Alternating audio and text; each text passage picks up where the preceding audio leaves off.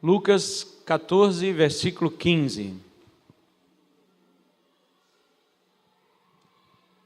Diz assim a palavra do Senhor, na versão Nova Almeida atualizada.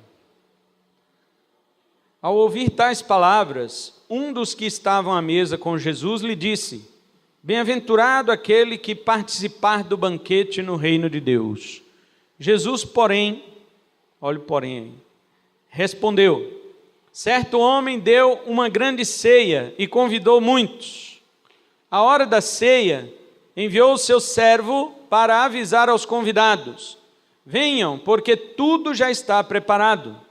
Mas todos eles, um por um, começaram a apresentar desculpas. O primeiro disse: Comprei um campo e preciso ir vê-lo. Peço que me desculpe. Outro disse: Comprei 5 juntas de bois e vou experimentá-las. Peço que me desculpe.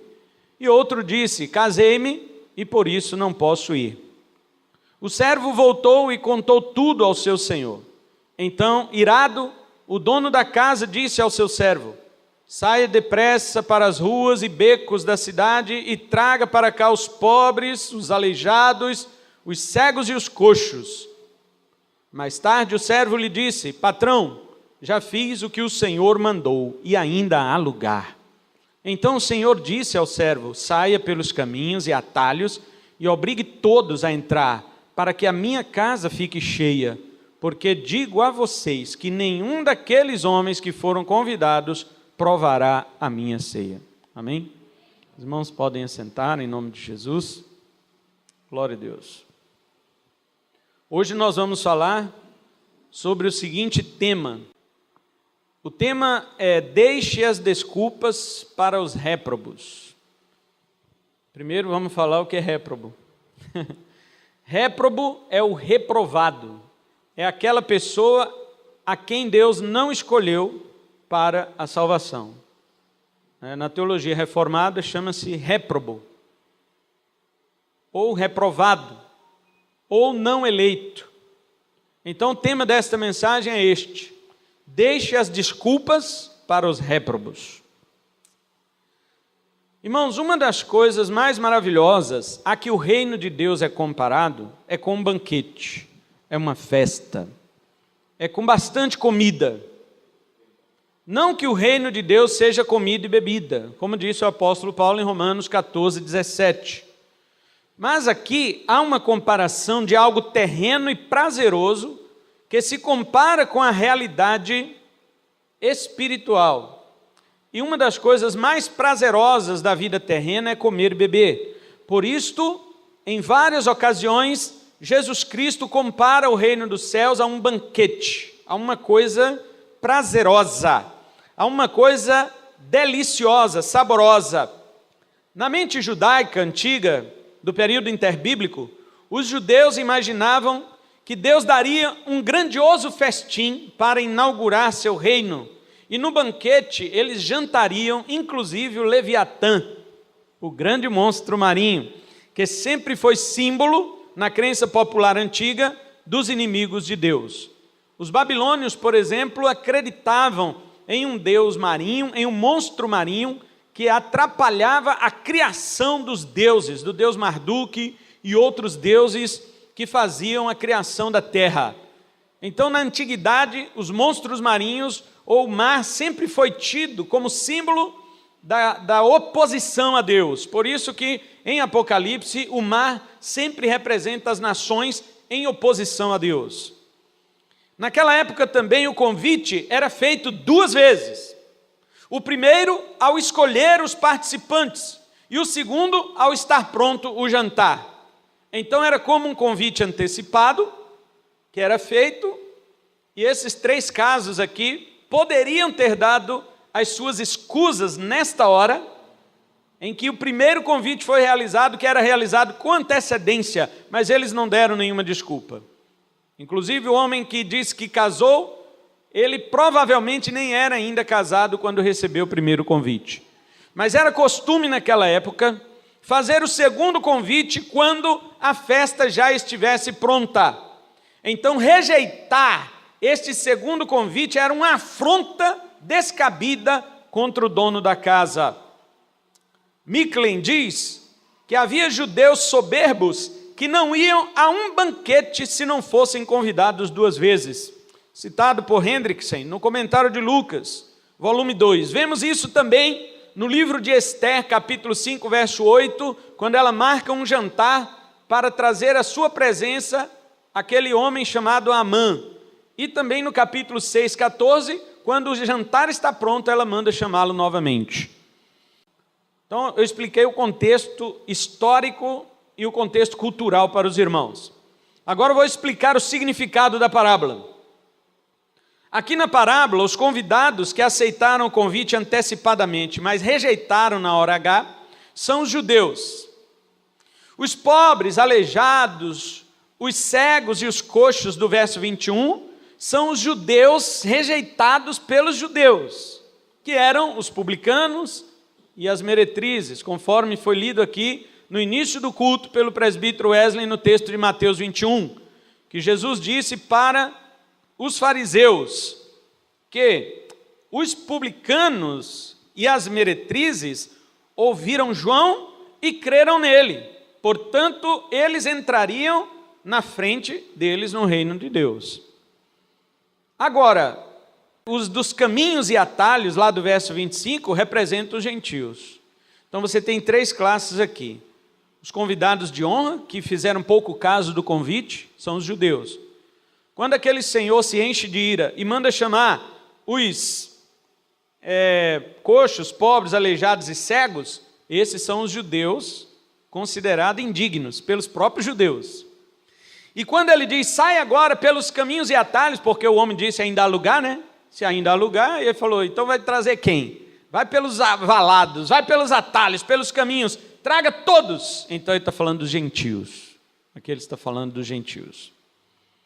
Os judeus nunca imaginaram que os gentios poderiam ser convidados por Deus para entrar em sua festa.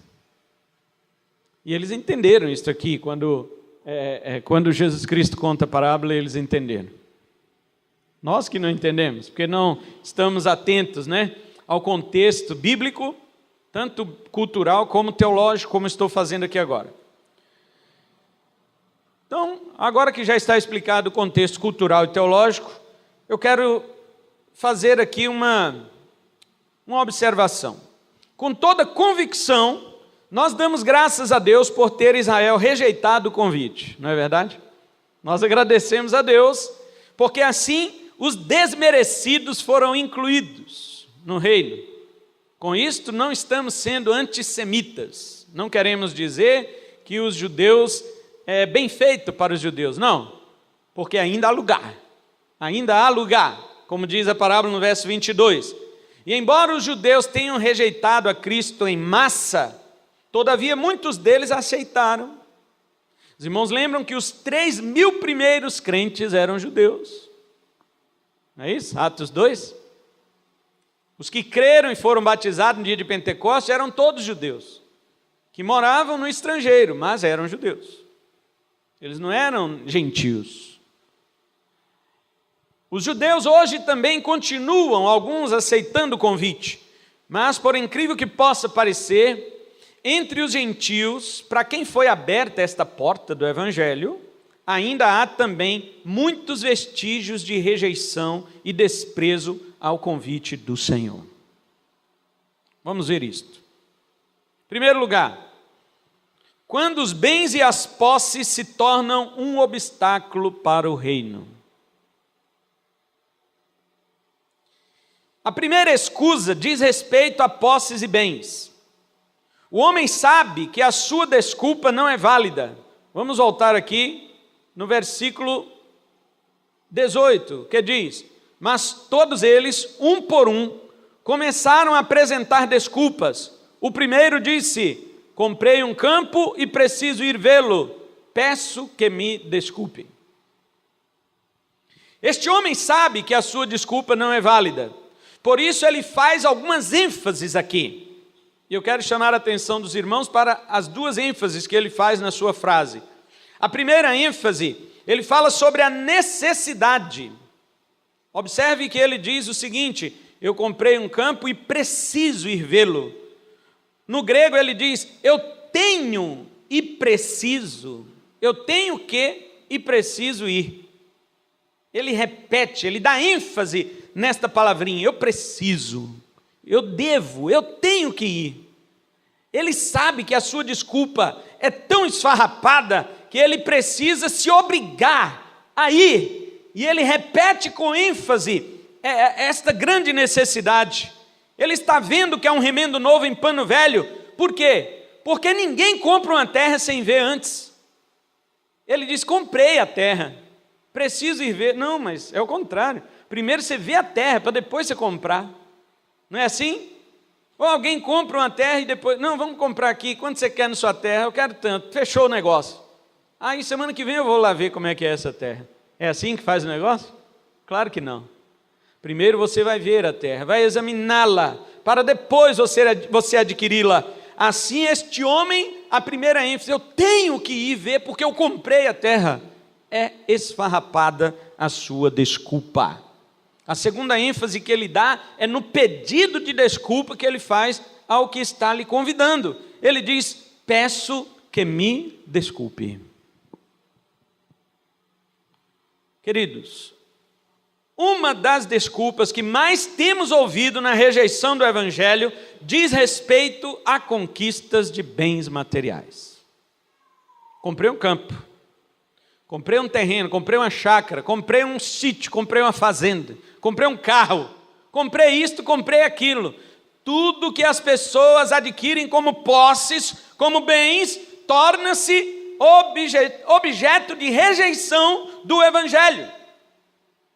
As pessoas estão tão envolvidas em suas negociatas e aquisições que não tem espaço para o convite do Senhor.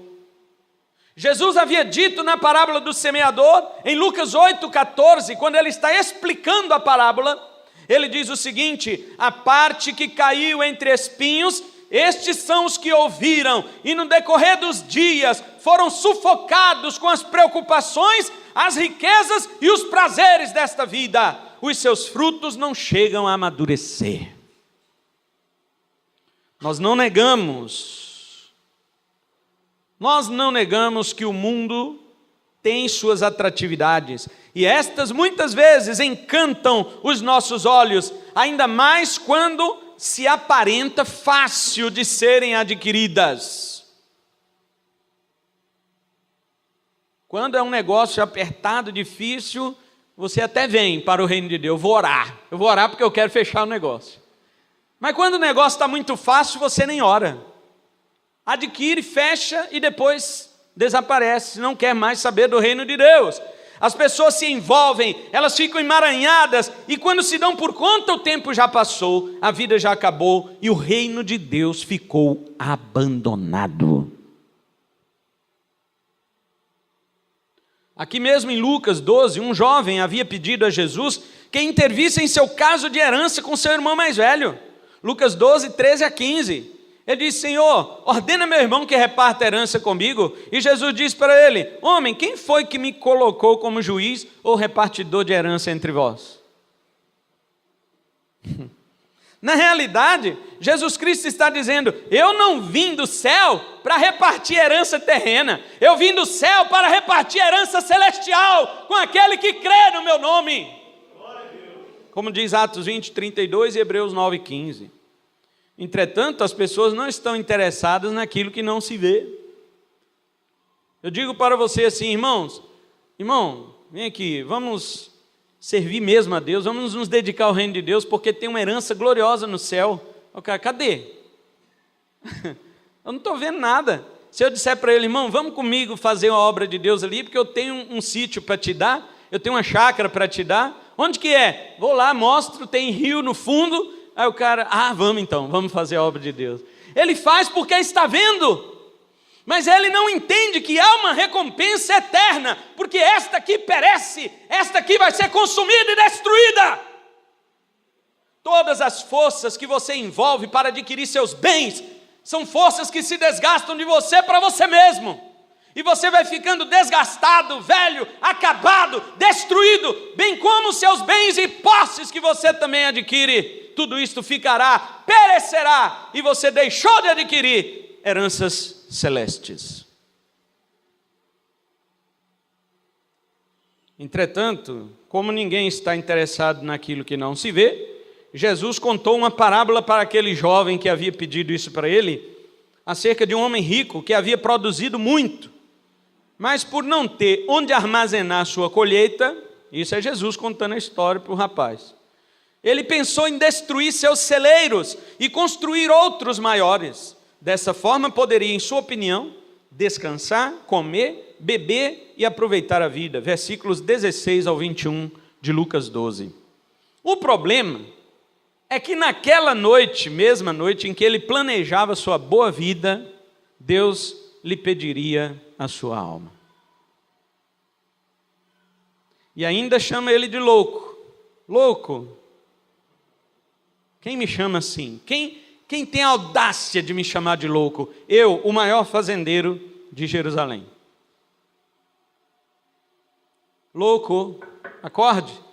Essa noite te pedirão a tua alma. E o que você tem preparado vai ser para quem?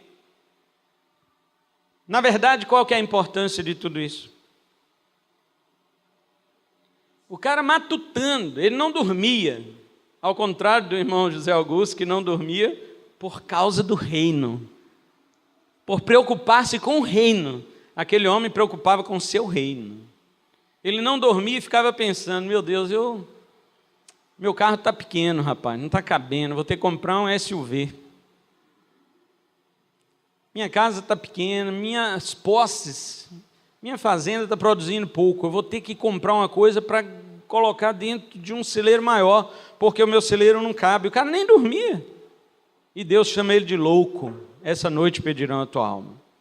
Paulo nos diz assim, 2 Coríntios 4:17, na medida em que não olhamos para as coisas que se veem, mas para as que não se veem, porque as coisas que se veem são temporais, mas as que não se veem são eternas. Paulo também alertou a Timóteo que a busca pelas posses terrenas já fez muita gente naufragar na fé. 1 Timóteo 6:9.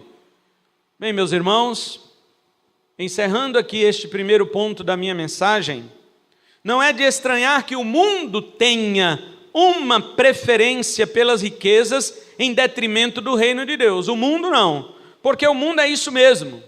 O mundo quer suas riquezas mesmo. O mundo acha que pode explorar essa terra a tal ponto de que ele explore até o ponto da própria terra destruí-lo. E ele não se importa com isto. É o homem que cava buraco para encontrar tesouro e morre no buraco que ele cavou. Ele não está nem aí.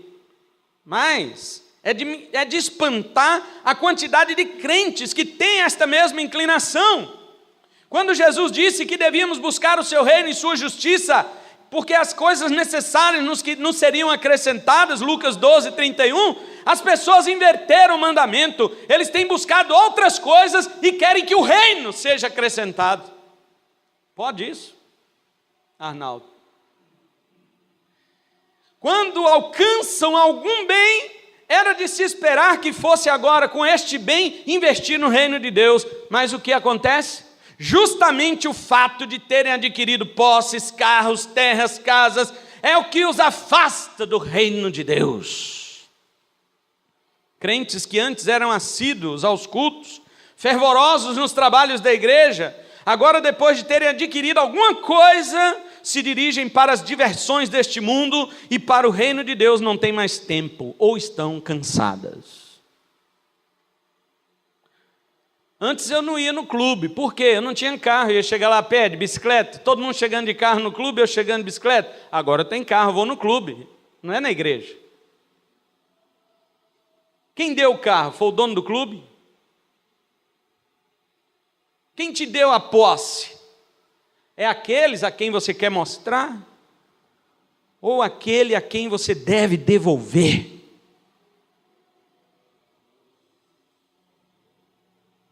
Segunda coisa, não transforme seu trabalho em um inimigo do reino de Deus. Versículo 19.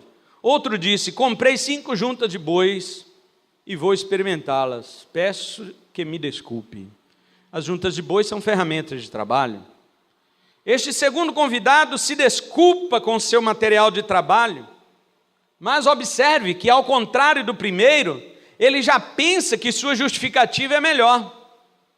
Ele não usa aquele termo que o primeiro usou, eu preciso, eu tenho. Não, ele não usa. Ele simplesmente diz o seguinte: eu vou experimentá-las.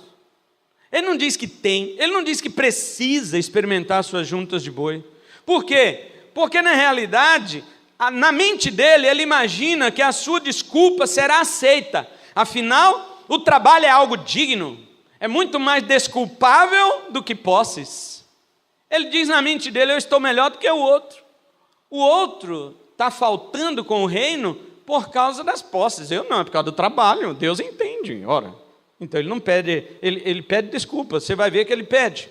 Mas ele não diz que precisa, ele não reforça, ele não costura o pano velho dele com remendo novo, não. Ele acha que está certo. Ele diz: eu vou experimentá-las. Ele é menos preocupado do que o primeiro. Aquele porque sabia que sua justificativa era completamente descabida, e este porque pensa que haverá alguma aceitação da sua. Afinal, por que Deus não ia entender minha rejeição uma vez que eu estou trabalhando?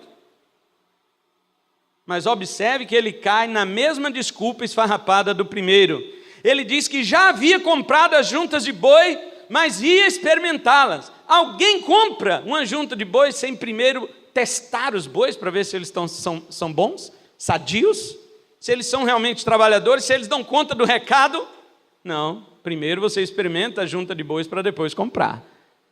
A mesma esfarrapada desculpa do primeiro, só que ele acha que tem mais razão porque ele está falando de trabalho, e quando fala de trabalho, Deus tem que aceitar esta minha desculpa. Ninguém compra ferramentas de trabalho antes de provar se elas estão em perfeito funcionamento. Afinal, é dali que ele vai tirar o seu sustento. Mas, ainda achando que sua justificativa fosse melhor do que o primeiro, ainda assim ele pede desculpas. Porque ele sabe, se fosse verdade o que ele estava alegando, ele podia adiar o test drive das juntas de boi para depois do banquete, não podia? Se ele já comprou mesmo, ele não já comprou? Já fechou, né? Se fosse verdade que ele já tivesse comprado e ele tinha que experimentá-las, então pode ir qualquer hora, já comprou mesmo. Mas a questão é que em negócios ninguém faz isso. Primeiro você testa, existem os carros test drive por aí para você não cair no conto do vigário. Os homens têm confundido e misturado as coisas. Eles conseguem transformar aquilo que é bênção em um motivo de afastamento daquilo que lhes abençoou. Eu não consigo entender como alguém pode transformar a sua bênção em rejeição daquele que o abençoou. Alguns acham que o seu trabalho é incompatível com ser crente. Ah, não dá para ser crente porque o meu trabalho, né? Eu vendo bebidas, eu trabalho em boate, eu faço isso e aquilo. Não, meu trabalho não é compatível, não dá. Outros alegam que o seu horário de trabalho não dá para servir a Deus. Ah, não dá porque eu trabalho à noite, só tem culto à noite. E não para por aí as desculpas para o afastamento de Deus e do seu reino, usando o trabalho como justificativa. De fato, como disse o profeta Jeremias, o homem tem confiado no homem, no seu braço de carne, na sua força própria, e tem se afastado do Deus vivo. Mas não tem sido diferente no meio dos cristãos.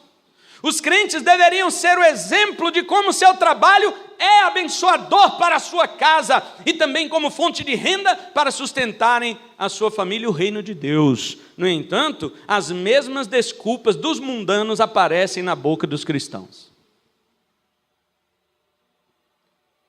As pessoas desse segundo grupo, em vez de usarem o seu trabalho para a glória de Deus, usam-no para atingir o mesmo intento do primeiro grupo, que era bens, posses. O primeiro grupo de desculpa de não, eu comprei uma posse. O segundo grupo, ele fala, eu estou trabalhando para comprar uma posse. Ele quer o mesmo objetivo do outro, só que ele acha que ele é mais legítimo. usam seu trabalho a fim de obter suas posses, aí suas desculpas duplicarão. Queridos, o trabalho é algo divino. Foi Deus que estabeleceu, foi instituído por Deus. O trabalho serve para o ganho do seu sustento, para auxiliar no reino de Deus e para ajudar o próximo. Nós não temos o direito de tentar transformar aquilo que é bênção de Deus em um concorrente dele, nem como inimigo do seu reino, muito menos como desculpa para nos isentarmos das nossas obrigações na seara do Senhor.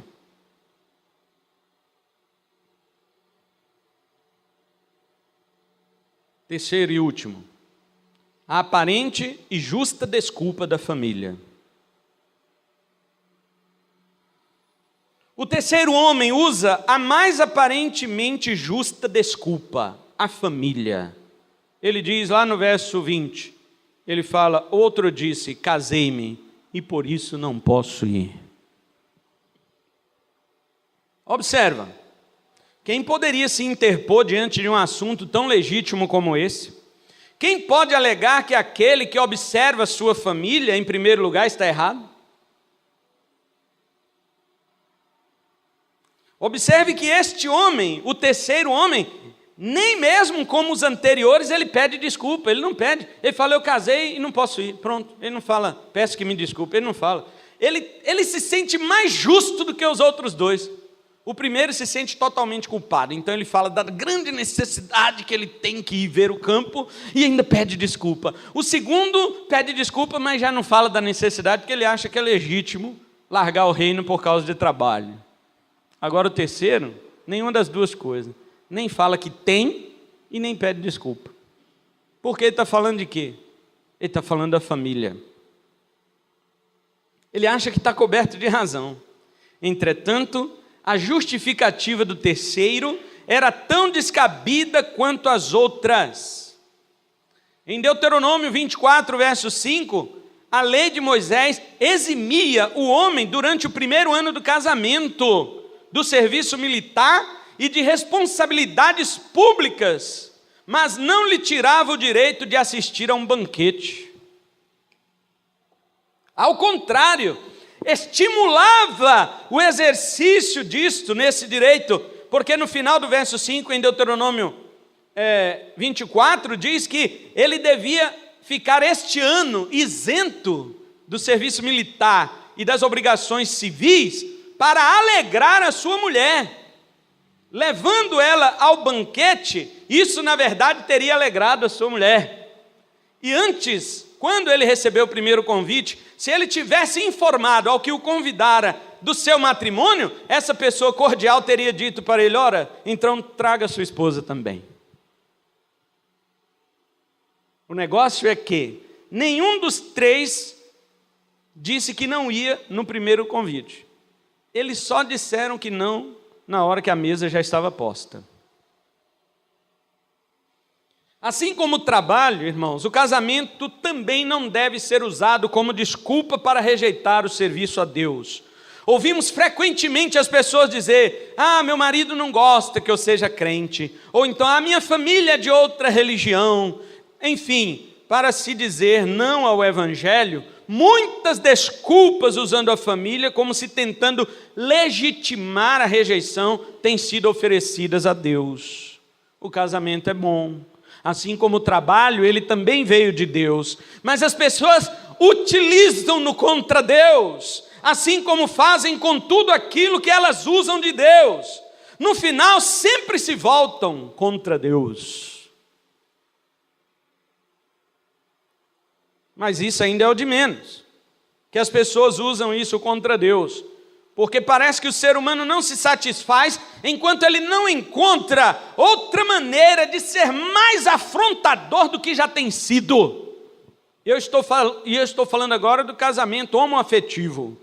A humanidade encontrou um meio de afrontar a Deus mais do que antes. Além de ter um casamento entre homem e mulher e usar isto como desculpa para rejeitar a Jesus, agora, em sua iniquidade, deturparam o sentido do casamento, agarraram-se às suas práticas pecaminosas e querem que Deus os aceite. Quando era casado, homem com mulher, dizia: não posso ir porque minha mulher não deixa, meu marido não deixa, não posso ser crente. Agora, casa-se homens com homem e querem vir, só para afrontar a Deus.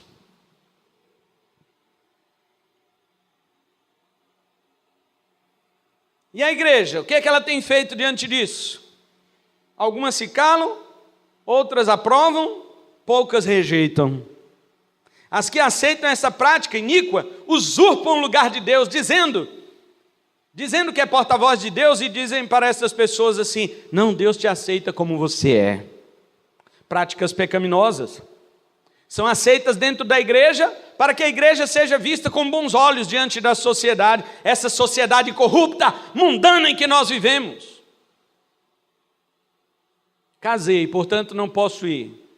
Agora que casa homossexual, casei, agora eu quero ir. É para afrontar. E a igreja aceita. Primeiro a igreja aceitou as desculpas dos que não queriam ir. Agora aceita os que querem vir, afrontando a Deus com esse tipo de relação. Agora deixe-me voltar para os crentes. Com os crentes tem sido diferente? Quantos também não usam suas desculpas familiares para se isentar do trabalho no reino de Deus? O que ouvimos dos crentes hoje é o seguinte: eu tenho que fazer janta. O meu filho não deixou eu ir. Meu marido é crente, mas não gosta que eu vá demais para a igreja. Minha mulher pediu para ficar com ela. Ué, ficar com quem então? Não é com sua mulher mesmo? Todo dia? Minha mulher pediu para ficar com ela, não posso. Eu tive que ir no aniversário de um parente. Não é diferente. Eu esperava que fosse. Maridos crentes que governassem sua casa, que levassem suas esposas, seus filhos para a igreja, para fazer o reino de Deus, para se situar, para se misturar, para fazer a obra de Deus. Mas não, às vezes a mulher que arrasta, outras são mulheres que impedem. O cara quer fazer, mas ela se torna um obstáculo, uma pedra no sapato. Tudo que se diz é para o reino de Deus é um impedimento, mas se fala, vamos para não sei onde, vamos para a chácara, aí pode.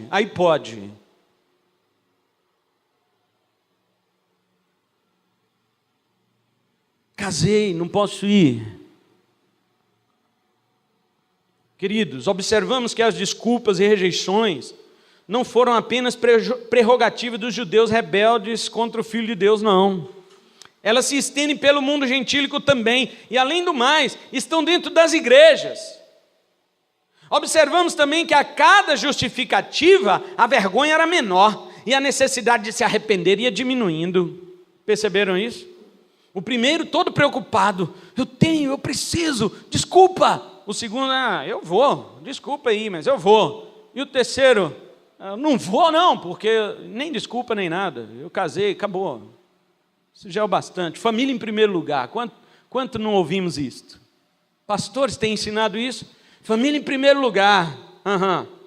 Deixa eu dizer uma coisa que Jesus disse. Eu não estou dizendo que as desculpas se resumem a só esses 3 pontos. Ao contrário, cada dia que passa, temos ouvido cada uma mais esfarrapada do que a outra. Choveu em Colorado, não vou no culto em Vilhena. É sim. Diz que ia fazer frio lá na Argentina. Eu moro aqui em Rondônia, não posso ir no culto. As desculpas vão se esfarrapando e a consciência vai se cauterizando a ponto de que, na opinião das pessoas, a justificativa passa a começar a ser válida. Ele fala: não, Deus entende, é isso mesmo. Quero dizer a ti, meu irmão, que um dia nós iremos chegar à presença de Deus.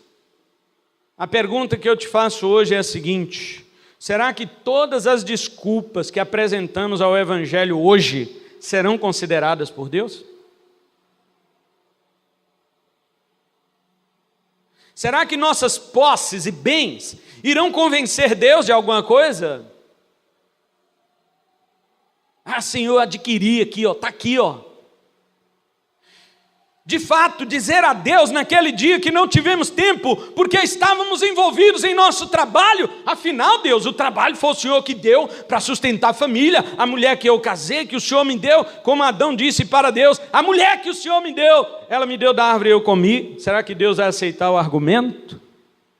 Posses, trabalho, família, devem mesmo servir de peso e fuga das nossas responsabilidades espirituais?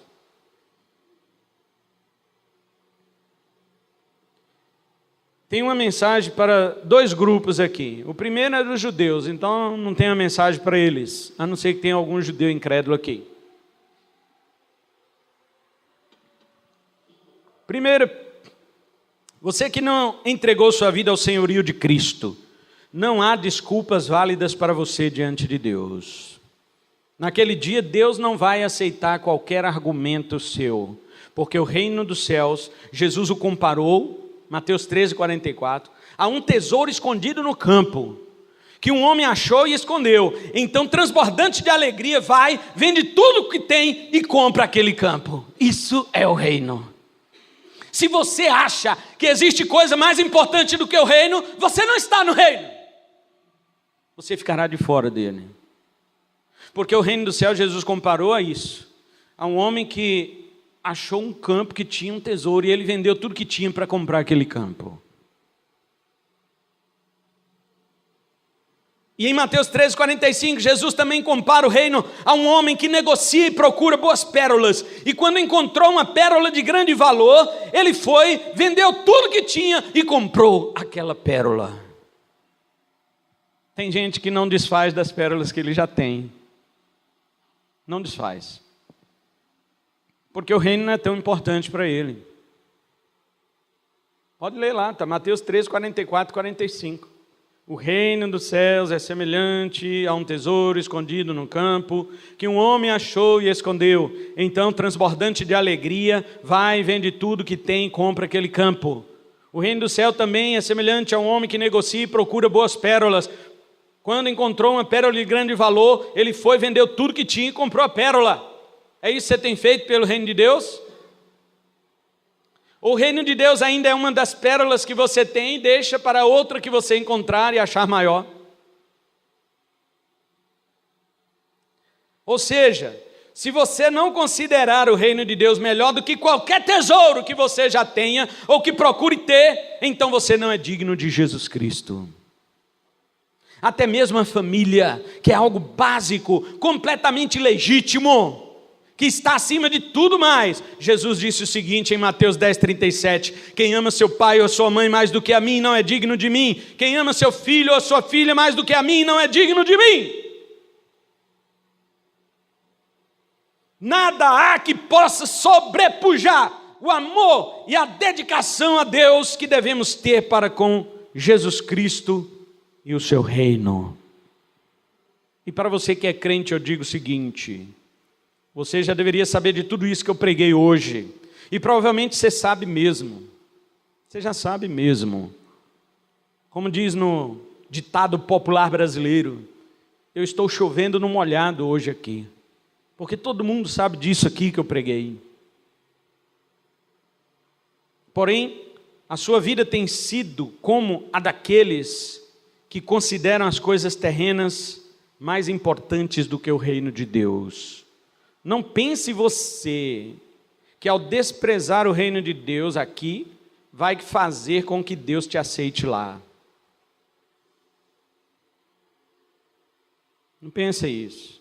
Não, eu posso desprezar o reino de Deus aqui, que Ele vai me aceitar lá. Não pense isso não.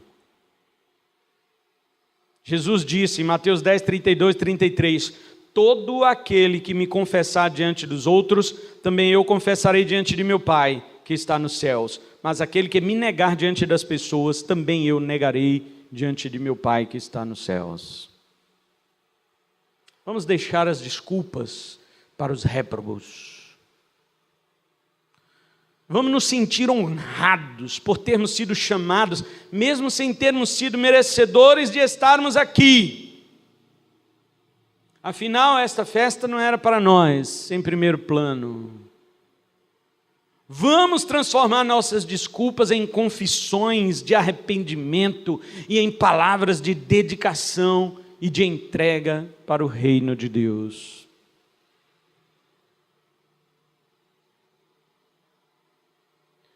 Talvez você pode dizer hoje assim: nunca mais vou dar uma desculpa para o pastor. Eu só digo para você que eu não tenho nada a ver com isso. Aliás, eu aceito suas desculpas. A minha pergunta é para com Deus: como é que faz? Será que Ele aceita? Eu já aceitei tanta desculpa que teve crente que saiu até da igreja e sem eu saber por que até hoje. Mas eu quero saber se Deus aceita. É nisso que nós temos que pensar. Quero só finalizar aqui com um texto que o apóstolo Paulo fala, que é muito curioso, em Romanos capítulo 11, 17, ele fala: olha, se porém alguns dos ramos foram quebrados, e você, sendo oliveira brava, foi enxertada no meio deles, e se tornou participante da raiz e da seiva da oliveira, não se glorie contra os ramos, mas se você se gloriar, lembre que não é você que sustenta a raiz, mas é a raiz que sustenta você. Então você dirá: alguns ramos foram quebrados para que eu fosse enxertado. Paulo está dizendo: alguns judeus foram tirados para que eu, como gentio, entrasse, não é isso? Paulo diz: correto, eles foram quebrados por causa da incredulidade, mas você continua firme mediante a fé. Não fique orgulhoso, mas tema, porque se Deus não poupou os ramos naturais, também não poupará você.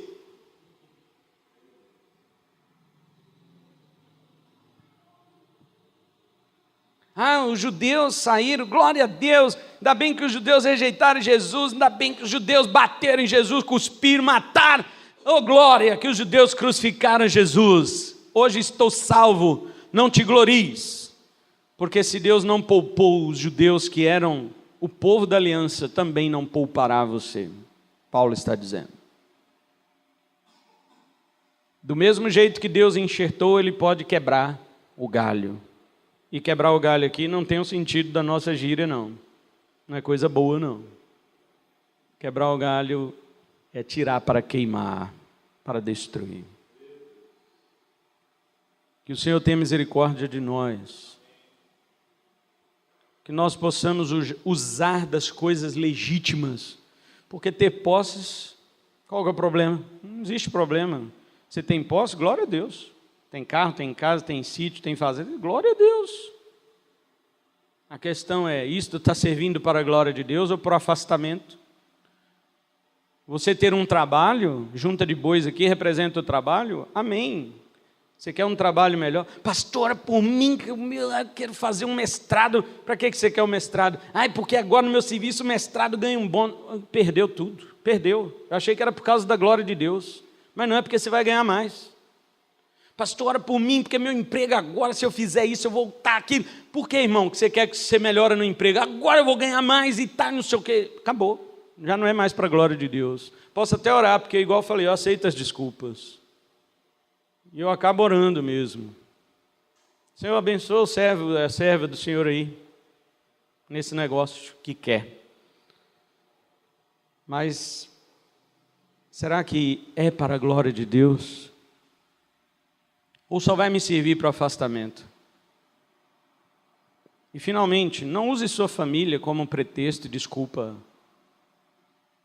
Faça isso não, irmãos. Faça isso não.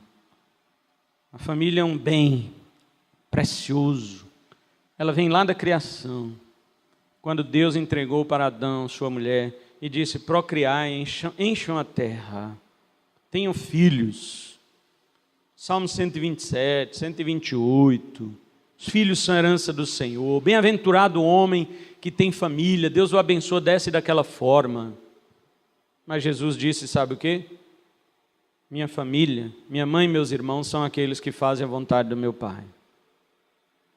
Espiritualmente não tem marido, mulher, filho, mãe, pai, não tem isso não. Espiritualmente tem os que fazem a vontade do Pai. É isso que tem. Esses são a família de Jesus. Amém? Que Deus nos abençoe. e nos desperte com a sua palavra. Vamos orar.